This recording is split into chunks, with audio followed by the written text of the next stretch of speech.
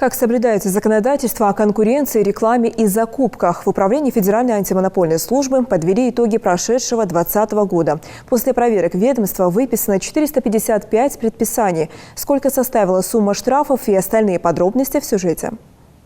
Контроль в сфере антимонопольного законодательства. Этот вопрос на повестке первый. Всего за прошедший год возбудили 54 дела по факту нарушения закона. Так, самый крупный штраф выписали МРСК на сумму более 24 миллионов рублей. Были признаны нарушения, выданы соответствующие предписания. Предписание, благо сказать, что исполняется срок. Это может говорить о том, что подавляющее большинство нарушений, которые мы выявляем, оно, скорее всего, проходит по незнанию законодательства. За год по статье Закона о защите конкуренции вынесено 6 предупреждений органам госвласти и муниципальным образованиям. Из них 5 исполнено в срок, остальные пока на стадии исполнения. Все эти нарушения допущены должностными лицами, которые привели или могли привести к ограничению конкуренции определенных товаров и услуг. В общем, по этой статье возбуждено более 40 дел. Допустим, если привести один из примеров, в прошлом году был принят федеральный закон о запрете создания ВУПов на конкурентных рынках и о необходимости реорганизации либо ликвидации тех унитарных предприятий, которые существуют на конкурентных рынках, кроме, есть там исключения, это обороноспособность государства и так далее. Кроме этих, до 2025 года, о чем необходимо было принять соответствующую дорожную карту в каждом субъекте. У нас, к сожалению, до сих пор еще не утверждена. Мы один из немногих субъектов, которые это еще до сих пор не сделали. Но проект у нас, в принципе, есть. У нас опять это все утыкается. При их реорганизации необходимы финансовые средства.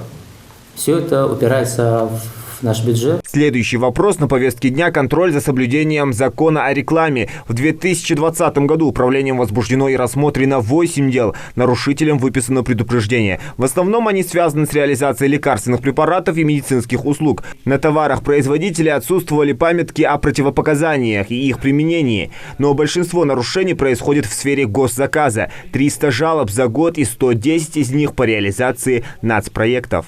Национальным проектом также мы провели проверку в отношении 100 закупок. По итогам этих закупок мы давали пресс-релиз недавно об этом.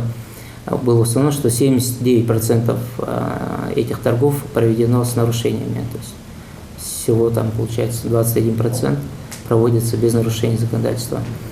Необходимо отметить, что это нарушения разного плана, то есть может быть и совсем безобидные, и достаточно серьезные. Но и, как мы говорили ранее, и совсем не обидные могут привести к тому, что сроки реализации нацплана, национальных проектов, они сдвигаются на неопределенный срок, что, естественно, тоже сказывается отрицательно и на экономику нашей республики, и на выполнение части обязательств, которые республика приняла на себя.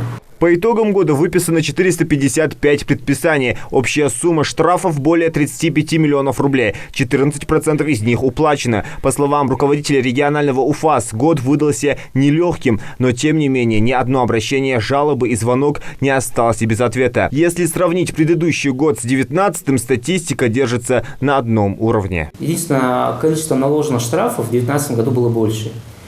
Количество, это и как по сумме наложенных штрафов, да, так и по количеству вынесенных административных постановлений и дел.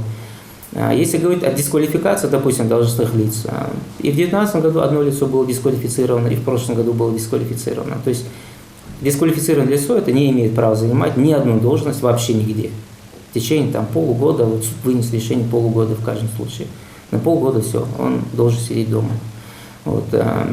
По антимонопольному законодательству, в принципе, на том же уровне все осталось. За прошлый год управление не проиграло ни один судебный процесс. УФАС сегодня служит стабилизатором торговли на рынке. Работа управления дает развитие предприятиям, так как без конкуренции товары и услуги быстро попадают на рынок фальсификации. Зелимхан Калоев, Адам Гулоев, Магомед Белакиев. Новости 24.